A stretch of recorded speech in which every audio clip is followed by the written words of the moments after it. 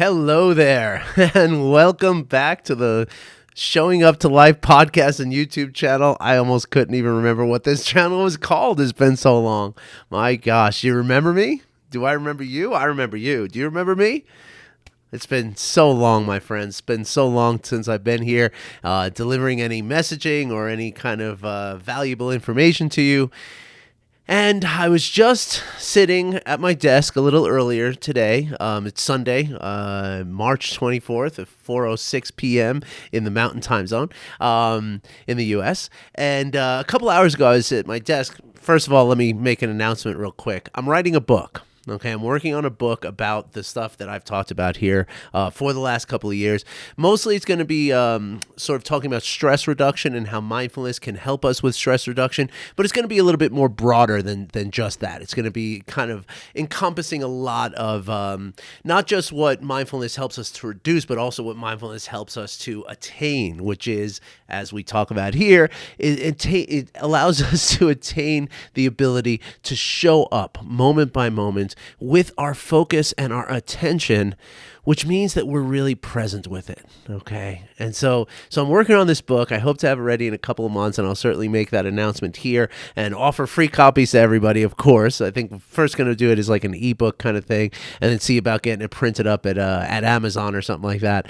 But anyway, I was sitting here working on the book, and I was writing part of a chapter that I've been wanting to actually do a podcast for. I have a note in my notebook here from about, 3 or 4 weeks ago, where I wrote down that this is the next podcast episode I want to do, and just like that, here we are a month later. So I want to talk to you today about what it means to have a commitment to doing the work. Okay, now that can be a statement. We can say that, we can talk about a commitment to doing the work in the context of just about anything in our lives, right? If we want to, get better at making our bed in the morning, if we want to, get a degree in school, if we want to achieve certain benchmarks at work to help us get a promotion or something like this, right? There are all of these things that I've named and many, many more that might potentially happen in our lives. They all require a sense of work, right? A sense of dedication, a sense of intention and investment in a process, okay? And of course, mindfulness is no different from that, right? In fact, mindfulness, maybe more than anything, has a certain a need, a requirement that there be a commitment to doing the work. Okay, now let's talk about why that is first, especially in the context of mindfulness, but it would also be in the context of any of the other things that I mentioned as well, right? So for instance, if we want to get a promotion at work, right, it would be not realistic for us to think like we could just, not perform at work. We could just do the same thing we've always been doing and just expect somebody to give us a promotion. Right. Now, that's not to say a cost of living increase is not necessary. Those are necessary. And that's beyond any individual's control of how much it costs to live in the world. And so employers should be keeping up with what we call inflation and the cost of living. Right. But I'm talking about if you're expecting to get, say from manager to executive manager, for instance. Right. Would you really honestly or realistically expect that you could do nothing more than what you do every single day and still get that promotion? Probably not, right? So in the same way, we could look at mindfulness, right? So mindfulness is, as we talk about in this podcast a lot, right? Mindfulness is not so much an understanding. It's not so much even a way of being. I mean, in a sense, it is a way of being, but it's not from the standpoint of, something that we, know in order to be, right? So for instance, I could say that a way of being could also be, say, politically aware, right? And that requires, understanding. It requires cognitive knowledge, right? In mindfulness, it's not about just knowing. right? And as I was writing in the chapter of my book, my own story really resonates with this concept, right? When I first was introduced to mindfulness, I was introduced to mindfulness by a friend who I had turned to help me with some real issues that I was having that were related to the chronic stress that I had suffered from for many, many years. I mean, decades, right? I had suffered from chronic stress. I've told you all that story over and over and over, right? But I don't know that I've shared this part of the story, at least not that many times. So when my friend, who is actually a spiritual healer, and I would love to tell you her name. Her name is Eileen O'Hare, and she's in Beacon, New York. Look her up. You will not be sorry. You don't even need to know anything else. Just look her up and talk to her. You will not be sorry. Anyway, Eileen and I were, she was helping me with some, sort of spiritual guidance and sort of, helping me to understand myself a little bit. And actually, she was the first person to sort of introduce me to the idea of my own trauma and the presence of my own trauma, right? And so at a certain point, it became, and she was also there for me as I was becoming sober, right? And she is also someone who is in recovery. And so she helped me with that process as well too, right? She was very comforting and very supportive during that process of me moving from an active alcoholic to being a recovering alcoholic, right? And that's a big, big step. So anyway, in our conversations together, she mentioned mindfulness, and I knew what the word mindful, I've heard that, but I don't know, what do you mean by mindfulness? Like, what is this exactly? And she explained it to me in very cursory form, very sort of broad stroke, superficial level. And she said, you know what? Go out and get a book by Jon Kabat-Zinn. It doesn't even matter which one. Just buy whatever book you find by Jon Kabat-Zinn and start there.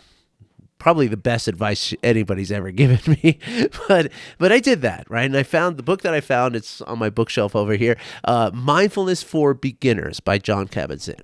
And there's actually, to John's credit, there's actually a CD in the back. This is how old it is, how long ago it was. There's a CD in the back of the book that has guided meditations, right? So even back then, Jon Kabat-Zinn was telling me the importance of the actual practice of mindfulness. But the thing is that I, like most of you, like anyone else who has grown up in the American school system, really any formal education system, we learn by reading. We learn by listening to a lecture. We learn by absorbing information and then being tested against that information. And when we fail, we learn more, and then we test and we fail and we learn more. And it's a process of cognition, right? It's a process of understanding. Right? And so when I read that book by Jon Kabat-Zinn, I read it essentially in 2 sittings. It would have been 1 sitting had I not had, kids to feed and work to do and stuff like that. But I read the whole thing in it's not a huge book. I mean, it's like 100 pages and maybe 100 words per page or something like that. It's not a huge book. But I gobbled it up. I just devoured it immediately, right? And that felt like enough, right? Just in the book of Mindfulness for Beginners, he talks about, the idea of presence. He talks about the idea of letting go and acceptance. He goes into what the 3 poisons of delusion, aversion, and clinging. And he goes into all these sort of concepts, right? And talks about how, what it means to let go, what it means to be non-striving, what it means to have a beginner's mind, for instance, right? All these topics. And I found it all so fascinating, and I found it all so exciting, and so, just, oh my gosh, it was almost like, as I wrote in the book today, it was almost like somebody had just given me permission to see things differently. And my gosh, the changes that I felt. And pretty soon, within a few weeks, people were asking me like, hey, what are you doing differently? You seem so much happier. You seem so much more, sort of grounded. You seem less, this or more that or whatever it was, right? Have you lost weight? Did you color your hair? What's going on? It was just, they could tell that something had changed. That's how visceral and intense the change was just from reading the material. And that's my point. That in those, and it lasted about 6 months, right? And in those 6 months, I felt like I had changed. It was done. That's all I needed. I read this one book, and I remember even thinking, like, I don't know why everybody's making such a big deal about all this stuff. It's really pretty simple. Like, I get it now, right? And as I say it lasted 6 months, but the thing is that probably pretty much immediately, without my seeing it, without my understanding, because I didn't develop the awareness through practice, we'll get to that in a second, but without my seeing it, the understanding and the changes that came with that understanding started to erode and corrode, slowly but steadily, right? Until the point 6 months later where I found myself in taking a bicycle ride with my kids and my wife to the park that we all love to go to. And I was just an absolute tight, stressed out mess. And literally I was growling and snapping at my family on this beautiful summer day that we're riding our bikes and being this happy family. And here it was just 6 months later, 6 months after, people were literally stopping me and saying, hey, what's going on with you? You seem so happy. What is it? Tell me more about it. Even my wife at one point looked at me and was like, how do I get what you do now? Like, well, how do I do this? It was that significant. But there I was within just 6 months. And my wife, if I had been wearing like a suit jacket, she would have grabbed me by the lapels and said, and her direct quote, you are not what you had become, and it sucks. like echo, echo, echo, echo, right? Like that's how it lives in my mind right now. And in that second, in that instant, I realized what John Kabat-Zinn did say in the book, and I've heard from many other people since, and I have told literally hundreds of people, including you, since then, that mindfulness is not just about understanding. It's not a cognitive process like reading a book about history, right? Where you now know history, right? And forevermore, you'll know that history. Maybe you have to like refresh, and maybe you have to read something else to sort of complement the information you have. But essentially, it's done. The process is finished because you've read the book. Mindfulness is not like that. And it's tricky because mindfulness is a mind thing, right? So it sort of feels like it fits within the realm of school and reading and tests and all that kind of stuff, right?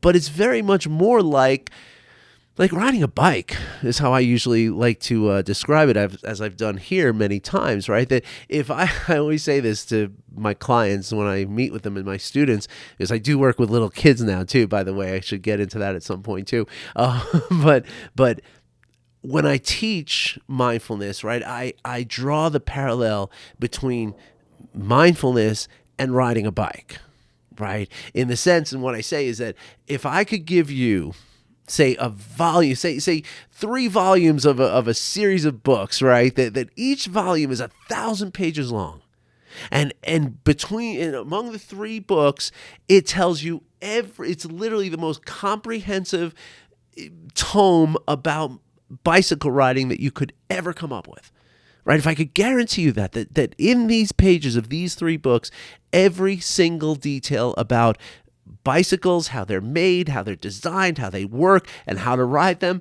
is in these pages. And I could give you those books and you could read them, say 4, 5, 10 times over. And then I give you a bicycle. Do you really think that you're going to get on that bicycle and be like, okay, I know all that there is to know, and so now I just start riding the bike? And just like Lance Armstrong, or riding with no hands, right? Anybody who's ever ridden a bike would say, no, that's ridiculous. There's no way that that's going to happen. There's no way that you can learn to ride a bike from reading a book. In other words, there's no way you could learn to ride a bike without riding a bike. Okay? There's no way you can learn mindfulness without practicing mindfulness. Now, It's not to say that the literature, unlike a bicycle, like you really don't have to read anything about a bicycle. It literally just says, and this is true about mindfulness too. Let's be clear, right? Like if I taught you how to meditate and just demonstrated it with you one time, and you did that for 20 minutes a day for the rest of your life, nobody would have to tell you a thing about mindfulness. You would come up with all of the concepts yourself. Okay, that is true. Okay, however, for most of us in our busy worlds and our busy lives, especially people who are adults with, lots of responsibilities and obligations, who are just learning mindfulness for the first time or just adopting mindfulness for the first time, the knowledge is important. It is very, very helpful. Okay. But it's like a 10 to 90 kind of important, right? 1585, maybe. All right. Maybe I'll give you 2575. Maybe. That's it if I'm in the most magnanimous mood of my life. Okay, because that's what it is. It's about the moment by moment experience of mindfulness that gives us the benefits of mindfulness. Now, what are those benefits? As we've talked about here for the last, 3 or 4 years now, maybe longer than that, the benefits are, stress reduction. The benefits are more connection to the people and the events of our lives. The benefits are being here and showing up with our, truly showing up with all of us to every single moment by moment experience. Now, that translates into health benefits. I mean, there's longevity that's been studied with mindfulness. There's better sleep. There's better, sort of food process or like blood sugar regulation and stuff like that. There's higher emotional intelligence. There's more tolerance. There's more integration in the physiological brain and nervous system, right? I mean, the benefits I could sit here for another 3 years and talk about the benefits of mindfulness, right? But all of those benefits truly come if they're going to be in a lasting and anything more than just a temporary state, they require practice. Okay. Now, why is that? Right? That is because, in those 6 months that I told you about, right? I read the book, Mindfulness for a Beginner, and changed everything for 6 months, right? And when I say, again, it wasn't really for 6 months. It was being chipped away at and eroded throughout the 6 months, right? But the key is, the real thing to understand is that it's about mental habits, right? Like when I first read the book, I was excited. Oh my gosh, this is thrilling. Look at me. I'm such a superhero just knowing about acceptance. I can't believe this has been hiding from me my whole life. I'm feeling optimistic. I'm feeling like this is going to work. Yes, right? And so for that period of time, nothing could get through that exciting optimism and, all that stuff that I was feeling. But then life started nudging me a little bit, right? Maybe it's a little traffic jam here. Maybe it's a little, disagreement with my spouse or a little misbehavior of my kids there. Maybe it's a little financial difficulty over here. Maybe it's a little, extra busy at work over there. But little by little, life starts to come in and starts to, nudge me and squeeze me a little bit, create a little bit of difficulty. And as I experience that difficulty, my survival mechanism, which is to say all the ways, all the implicit and unconscious ways, i.e. my mental habits that I've coped with life throughout my whole life, they come to the front. They push these new ideas out of the way. Come on, these ideas you're thinking about, fine. Come on, go in the corner over there and think about it. We got stuff to do here, right? Like we have, stress has to come in and save the day here, right? Because stress itself is a habit. It comes from a mental habit of believing that things are just overwhelming, because after a little while, things become overwhelming because of the stress, right? So it's not even that the stress had this empirical, purity, that made it like unimpeachable somehow. It was a product of my mental habits. And those mental habits are strong and they do not go away easily. And so So without the practice, they're just cognitive ideas. Now, really, on a physiological level and perspective, it's important to recognize that the concepts and the ideas are part of the sort of executive, neocortex of my brain, right? Those habits are deeper down. They're more, ancient and more primal, if you will. And so when push comes to shove, the primal ancient mechanisms always take over without training, are always going to take over the conceptual. And that's the thing. That if it just remains a conceptual neocortex process, that's gone. I mean, it's going to be pushed out by the mental habits of the survival mechanism. But if we use that executive functioning of our neocortex to pay attention moment by moment, if we practice mindfulness, we are using that neocortex to attend to the moment by moment experience. And then this becomes the new habit. It becomes a strength, if you will. Many people call it the muscle of mindfulness. This is a very common term. And just reading a wonderful book called Peak Mind by a Dr. Jha, J-H-A, PhD from the University of Miami. And she works with mindfulness with super high stress professions like, military people and really, really high stress, experiences, right? And how mindfulness has helped, right? And so I forget why I brought her up, but there was a reason. But the point is that this, because she called, pardon me, the reason I bring her up is that the subtitle of her book, or one of the themes in her book, is push-ups for the mind, right? So it's always got this sense of strength and ability, right? Which again, strength and ability is not going to come from reading about bodybuilding. Right? You can't read a book about lifting weights and expect your muscles to increase. Your muscles are only going to increase when you go to the gym or somewhere and you start lifting weights. It's the only way to do it, or doing push-ups, right? And so this is the thing about the practice, right? And so if we want to reap the benefits, the myriad and beautiful benefits of mindfulness, we must make a commitment to the practice. But here's the thing, it's not quite that simple. Well, I mean, it can be that simple, but there's an important part of it that you need to know. When we say make a commitment to practice, right, it's very potential that we could overshoot in a way, right? Which is to say that commitment to the practice might at some point become an attachment to practice. It might become an obsession with practice. And as soon as that happens, the instant it becomes something that we feel we have to do, something that must happen, something that if it doesn't happen, it's bad, in that instant, we're working against our mindfulness, okay? Because in that moment, we're practicing attachment. We're practicing judgment. We're practicing striving.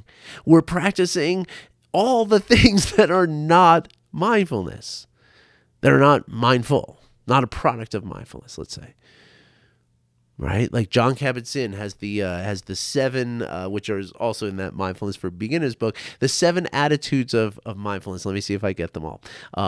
Non-judging awareness, beginner's mind, letting go, acceptance, non-striving, trust, and, oh gosh, I'm not going to remember the 7th one, am I? Anyway, look it up. Tell me which one I missed. But all of those, right? If you look at non-striving, acceptance, letting go, beginner's mind, non-judging awareness, all of them are the antithesis of the idea that I must do my practice every single day, right? Now, in Buddhism, you'll hear the term, if you read a Buddhist book or you listen to Buddhist podcasts or whatever like that, and I'm not a Buddhist, right? Be clear. I'm not a practitioner of Buddhism, nor am I a teacher of Buddhism. But I've heard, I know a thing or two about a thing or two, as they say back where I come from. But in Buddhism, you will hear, as I have in the little bit of Buddhism that I've exposed myself to, you will hear the term middle way. Okay. And what this represents is inherent in what I'm talking about here, right? So when I say make a commitment to practice, right, that indicates that, no, you're committing to this. That means you're going to do it every single day. And there's a Buddhist saying, a little phrase that you hear a lot in the context of meditation is that if you should sit for 20 minutes every morning, and on the morning you wake up and feel that you don't have the time or you don't need to sit for 20 minutes, you should sit for an hour. Okay, so it is a sense of commitment. It is the sense that I am going to do this every day because I know it's good for me. The same way I eat every day, the same way I brush my teeth every day, the same way I, exercise or do whatever the things I do every day to keep myself in some form of health. Or, maybe some of those things are lacking for me, But the point is, you don't, on a day where we've all done this, okay? I hope I'm not outing myself. I hope we all done this. I hope I'm not outing myself too much. But I mean, there's times where I remember going to work and halfway to work saying, I didn't brush my teeth this morning. Oh my gosh. Now you might feel like that's gross or, I can't believe I did that. This is so silly. But you don't sit there and say, oh my gosh, I'm such a horrible person. My whole life is over now because I didn't brush my teeth this morning, right? No, you just recognize that was a mistake and tomorrow I'm going to make sure that I do it, right? So again, back to the middle path, right? Middle way, middle path. There's one side of the commitment to practice that says it must be done every day, no matter what.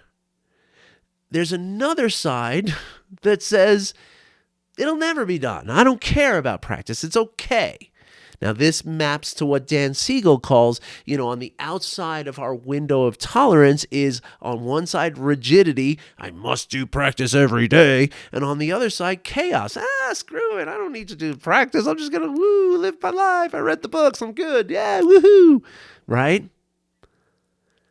So neither of these are necessarily positive. Neither of these are going to necessarily bring us to the place where we're neither of these are going to allow us to benefit from mindfulness the way we want to benefit from mindfulness, or the way we need to benefit from mindfulness, right? Because again, that rigid, clinging attachment is negative to mindfulness. You're actually swimming against the current by doing that, right? And the chaos of just thinking I can read the book and everything's going to be fine, I'm living proof that doesn't work either, right? So when we talk about these two extremes, the middle way looks more like I make a commitment, I have a healthy discipline, just like brushing my teeth. I'm going to try to do it every day. The intention is to do it every day. But you know what? I'm camping this weekend and I forgot my toothbrush.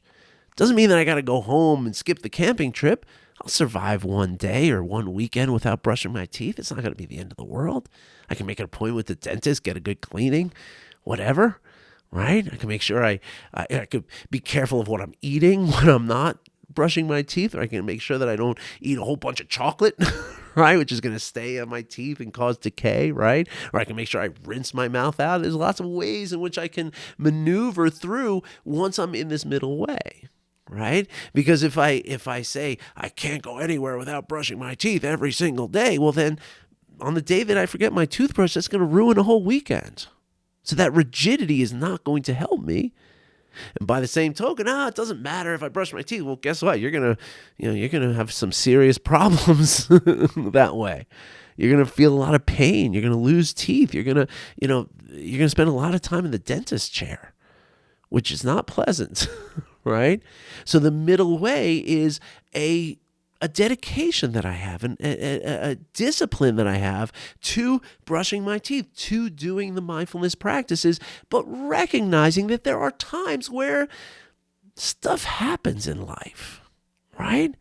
So if I wake up one morning and I'm feeling really not well, okay, and I want to give myself the ease of not doing my 10 or 15 minutes of formal practice that day, well, that's okay.